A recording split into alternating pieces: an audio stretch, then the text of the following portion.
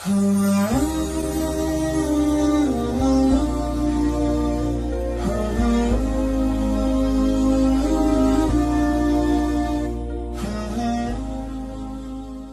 ingin tanya tentang niat saya ingin masang behel untuk merapikan gigi. Setelah saya cek ke dokter, ada kemungkinan harus sedikit mengikir gigi karena tidak cukup ruang. Bagaimana pendapat Ustadz tentang hal ini? Merubah yang tidak layak menjadi layak, boleh. Merubah yang tidak normal jadi normal, boleh. Ada jenis-jenis orang yang punya gigi, kalau dia senyum kita malah takut. Hehe, gitu. Yang begitu itu boleh dia robah. Tapi yang sudah bagus, yang sudah normal, malah diotak-atik sehingga menjadi abnormal, masuk dalam kategori 5 hadis riwayat dari sahabat Nabi as-sahabi al-jalil Abdullah ibnu Mas'ud radhiyallahu anhu. La'anallahul wasimat, Allah melaknat tukang buat tato, wal mutasimat, minta buatkan tato, wal mutanammisat, mencabut, ini alis apa bulu mata?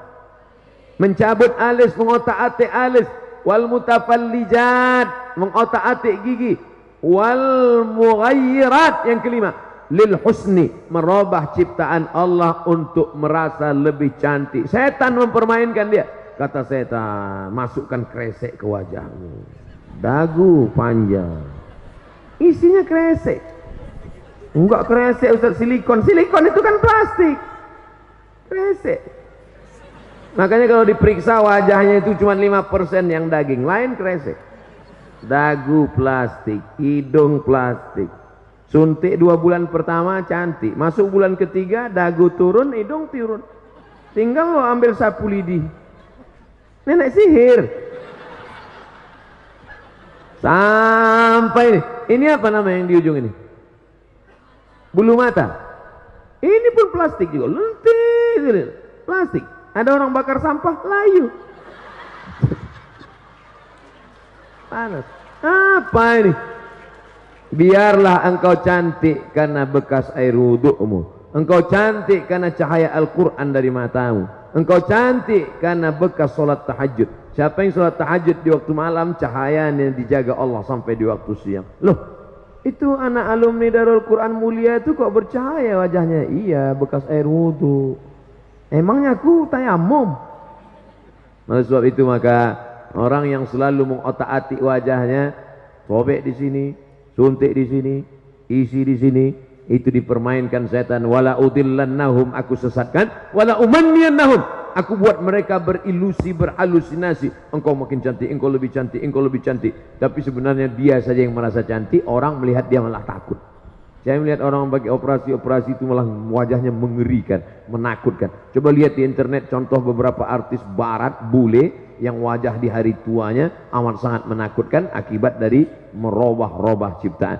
Tapi kalau hanya memperbaiki dari yang tak layak menjadi layak, face off bagi yang kebakaran, na'udzubillah, habis kena api, maka dioperasi menjadi layak, boleh, tidak termasuk dalam wal mughayyirat lil husni. Bagaimana menurut Ustadz tentang kebijakan baru, yaitu nikah minimal harus 19 tahun dan harus ada sertifikat siap nikah terlebih dulu dengan mengikuti pelatihan 3 bulan.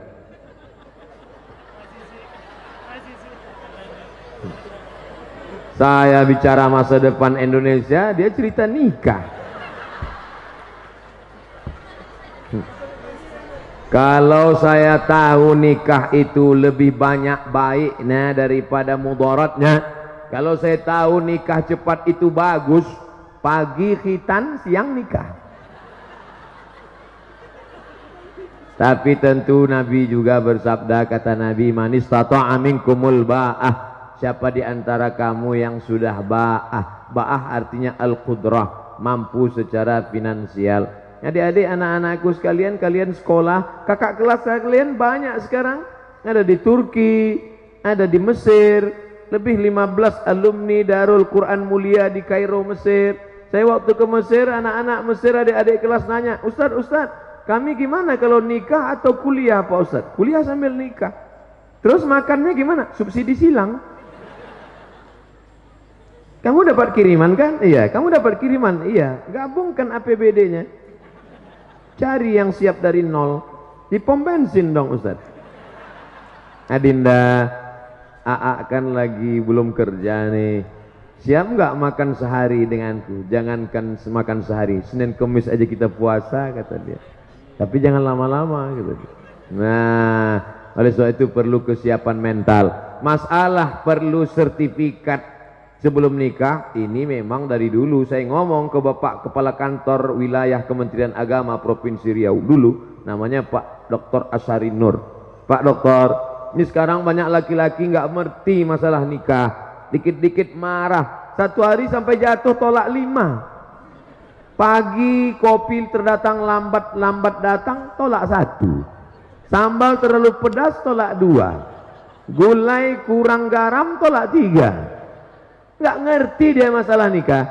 Jadi Pak, kata saya waktu itu, gimana kalau kita buatkan 20 SKS, orang yang mau nikah ini dibuatkan kursus pranikah. Setelah dia ngerti masalah pernikahan, akidahnya mantap, bisa jadi imam, baru dia boleh nikah. Bagus, setuju. Jadi program ini tinggal diisi saja, dibuatkan. Tidak boleh menikah sebelum ikut kursus bisa baca Quran. Setuju? Supaya dia bisa jadi imam. Bayangkan kalau suaminya tamat Darul Quran mulia, Masya Allah. Di tengah malam itu dia akan membangunkan istrinya. Wake up my darling, wake up my honey. Karena dia tiap malam tahajud di Darul Quran.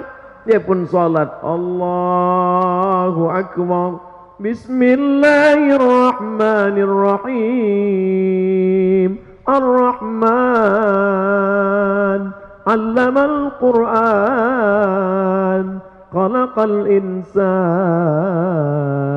Allamahul Bayan. Allahu Akbar. Kata makmumnya, loh kok cepat banget itu.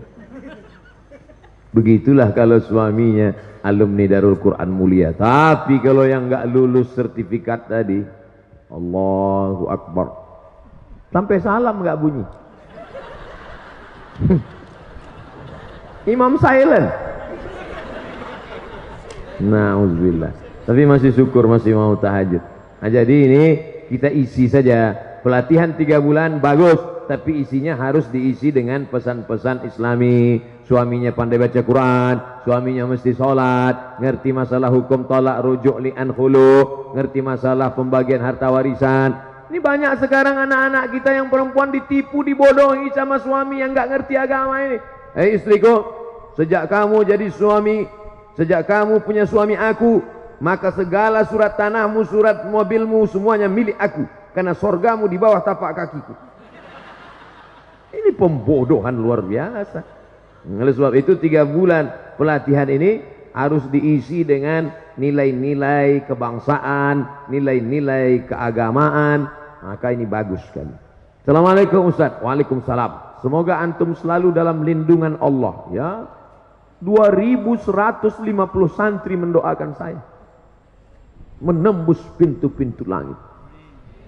2150 santri mendoakan. Dari yang kecil-kecil tadi, yang kecil-kecil malah manggil Ustaz. Ya. Anak-anak yang tak berdosa itu. Afwan Ustaz mau nanya, gimana hukumnya akhwat sholat pakai baju gamis, sedangkan familiarnya suka pakai mukena? Mukena itu cuma ada di Indonesia. Di Mesir nggak ada mukena. Antum capek nyari mukena di Maroko, nggak akan ketemu. Jadi pakaian dalam Islam itu tidak diatur oleh fashion style, tapi yang diatur adalah sifatnya. Sifat pakaiannya longgar, menutup aurat, maka dia sudah boleh dipakai untuk sholat. Tidak dilihat kainnya, walaupun kainnya terbuat dari jeans, kain jeans, tapi longgar. Kainnya jeans tapi longgar, lebar. Karena tidak diatur kainnya terbuat dari apa. Oh, nggak boleh pakai jeans Pak Ustaz, sholat pakai jeans nggak batal. Mana dalilnya? Ini minal jinnati wan nas. Nggak benar.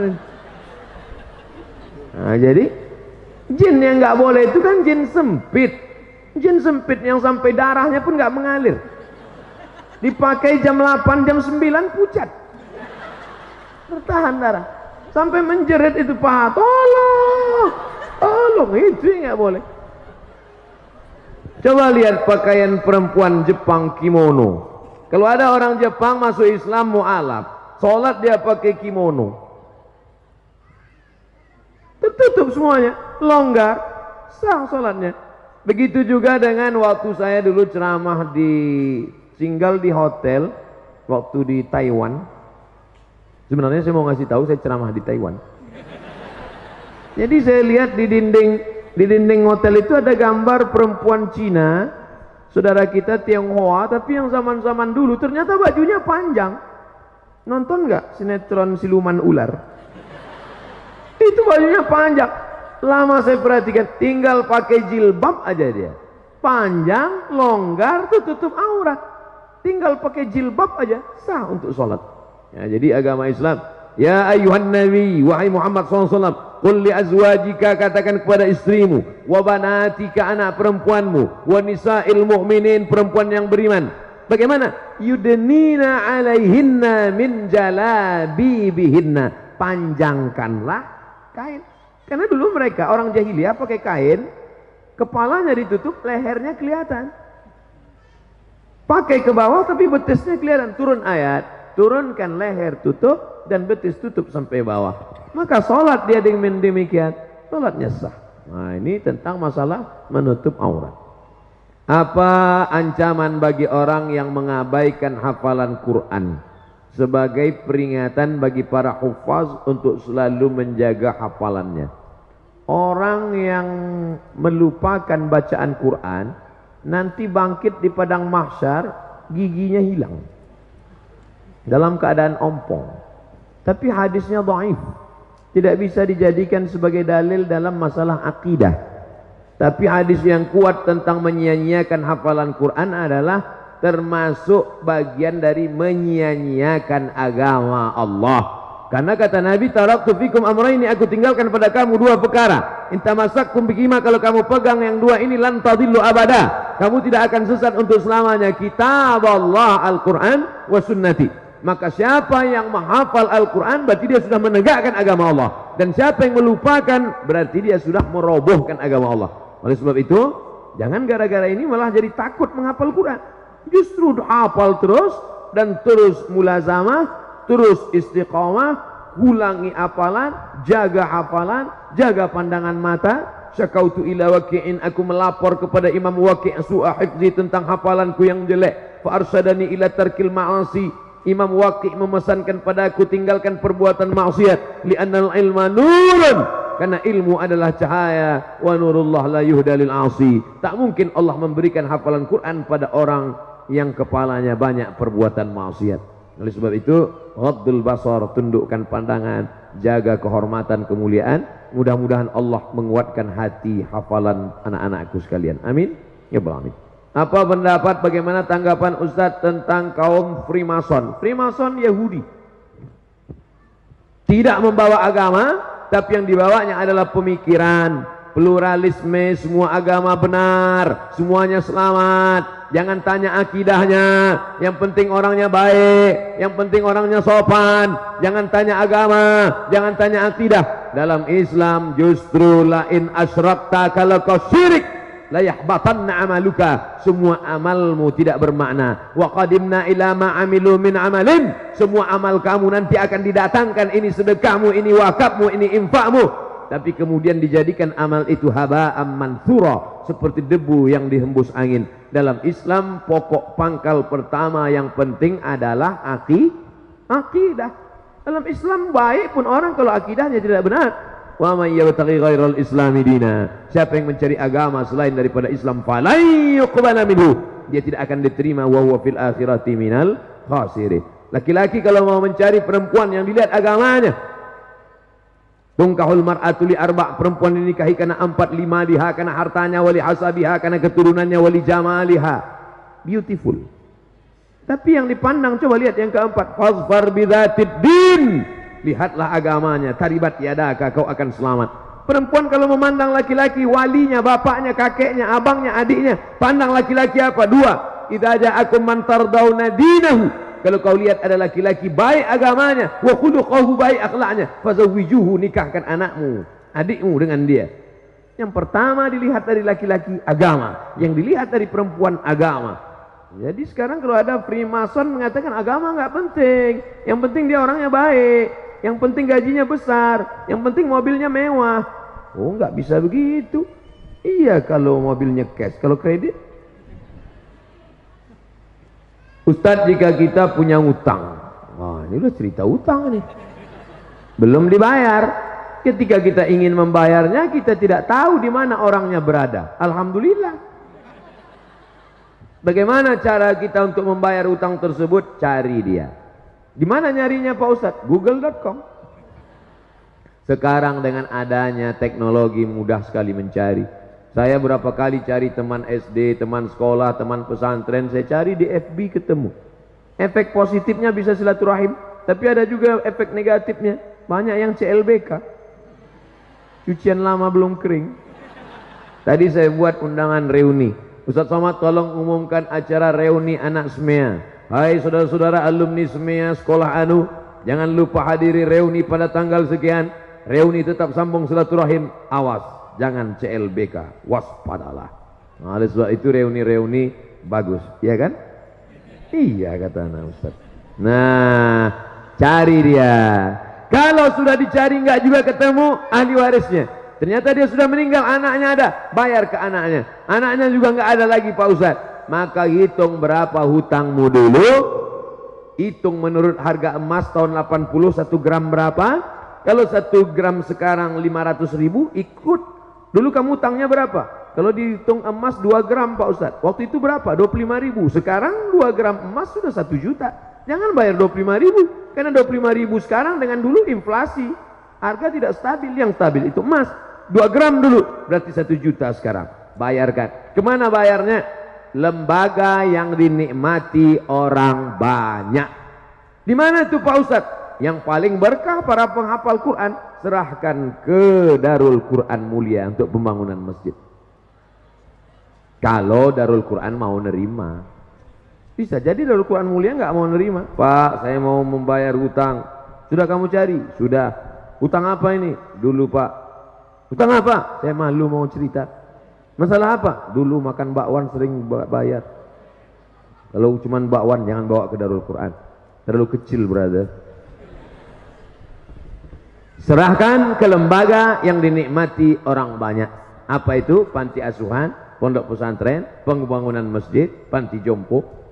Bagaimana mengurangi kemaksiatan yang sudah menjadi kebiasaan, bahkan sudah menjadi karakter, sudah menjadi perbuatan kebiasaan. Pepatah kita mengatakan Allah bisa karena biasa, terbiasa. Kalau terbiasa bangun jam 3, setelah itu sholat tahajud, habis itu sholat witir, habis itu ngapal, habis itu ngulangi hafalan, habis itu tahsin, habis itu, maka dia akan terbiasa. Begitu juga sebaliknya, kalau sudah terbiasa buat dosa, maka perbuatan yang pertama mesti dilakukan adalah taubatan nasuha. Ya ayyuhalladzina amanu, orang beriman, tubu ilallah taubatan nasuha. Setelah itu berjamaah buat komunitas. Komunitas ex-tatu, mantan petatu. Komunitas jombloan fisabilillah. Komunitas biker subuhan. Komunitas banyak, buat komunitas. Karena serigala akan menerkam kambing yang melepaskan diri dari jamaah. Alaikum bil jamaah, iyyakum wal furqah. Setelah itu sering-sering lihat orang sakit, sering lihat orang mati, melihat liang kubur. Kalau perlu liang lahat itu dipoto, dijadikan wallpaper. Jadi supaya ingat terus.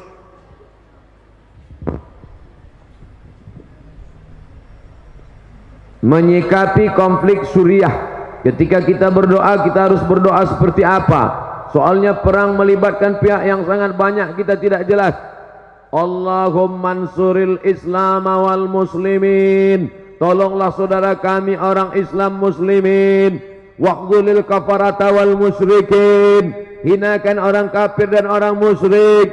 Allah mansur ikhwanana al-mujahidin al-mustad'afina fi Palestin wa fi Suriah wa fi Rohingya wa fi Uyghur. Nah, doanya begitu.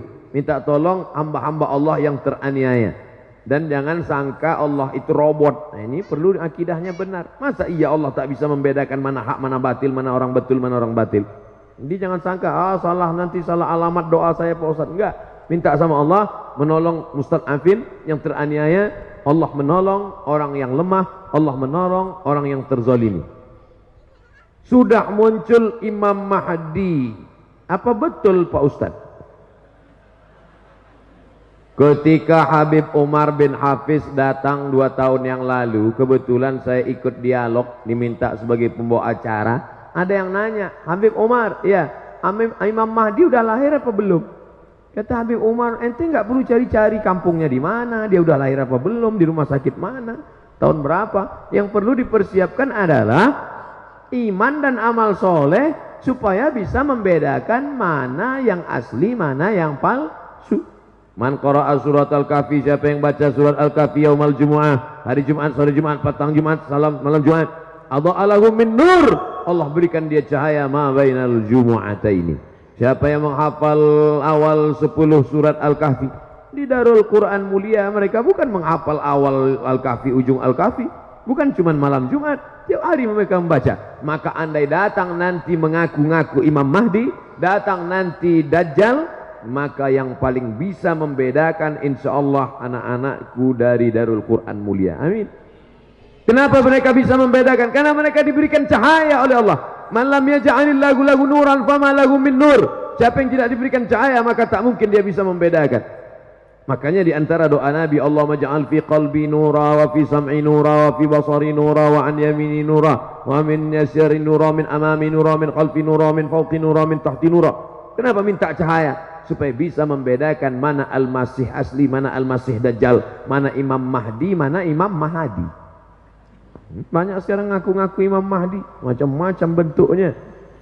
Minta baiat, baca tuh di koran. Coba cari nanti di internet, ngaku Imam Mahdi. Banyak sekali. Baik di Imam Mahdi internasional maupun Imam Mahdi lokal. Iya, ada itu. Tawaf dia di Makkah minta baiat. Minta baiat di samping Ka'bah, ditangkap sama polisi Masjidil Haram.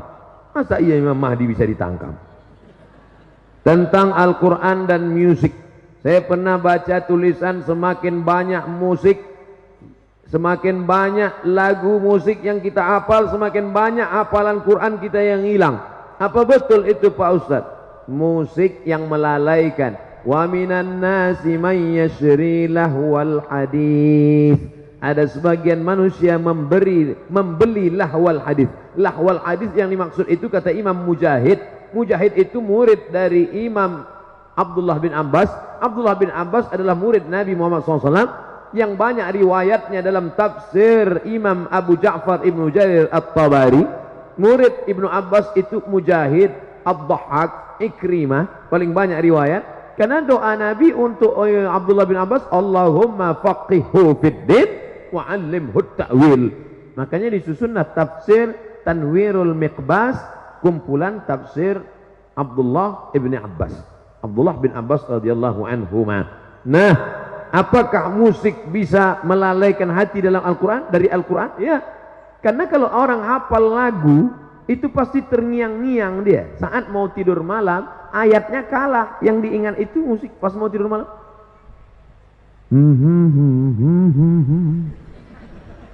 Dia terngiang-ngiang. Sampai nanti pas mau sakratul maut pun bisa. Oleh sebab itu maka, tapi kalau lagunya lagu religi, lagu solawat, lagu yang mendekatkan kepada ingat mati, yang searah sejalan dengan Al-Quran, karena Al-Quran itu sendiri pun dibaca dengan lagu. Laisa minna man lam yataghanna bil Quran. Siapa yang baca Quran lurus-lurus saja, tidak ada lagunya, bukan golongan kami, kata Nabi. Makanya para ulama membolehkan memasukkan bayati, soba, sika, nahawan, jaharka, ras. Itu tadi qori kita, itu kan pakai lagu itu. A'udzubillahi minasyaitonir rajim. Bismillahirrahmanirrahim. Itu pakai lagu. Gimana baca Quran nggak pakai lagu? Alhamdulillahirabbil alamin. Pakai lagu. Yang nggak boleh itu lagu yang mengajak pada perbuatan maksiat, selimut tetangga, cinta satu malam. Apa ini lagu? Mengajak pada perbuatan zina. Tapi kalau lagunya ingat mati, lagunya mengingatkan kepada Rasul, lagunya pula Al-Quran, Allahumma rahamna bil Quran, itu ada lagunya. Azan aja pakai lagu, azan itu pakai lagu. Allahu Akbar, Allahu Akbar, pakai lagu. Gimana azan nggak pakai lagu? Allahu Akbar, Allahu Akbar. Itu bukan azan, ngamuk.